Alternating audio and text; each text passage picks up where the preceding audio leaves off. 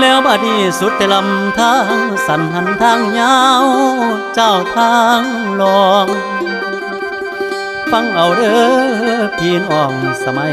จ้องซองแต่จองจับมือถือขึ้นจอเอานิ้วเคียปานหาเห็ดยุคสมัยคนติดเป็ดจ้องแต่จอจนคอเข็นเป็นไปเบิดน้อป่าไว้ชราพวกคนหนุ่มรุ่นกดปุ่มเพิ่นบ่ใส่เอาไว้ได้แค่โทร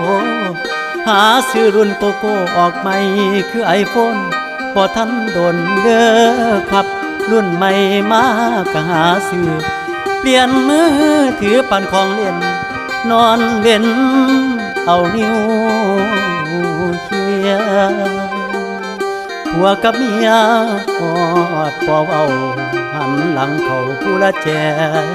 เสียงลูกให้แย้อนลงอูเอาตีนขวยกูหวนหวยเมืองหลายแอวอย่างนอนแม่แม่ราคาแต่กลม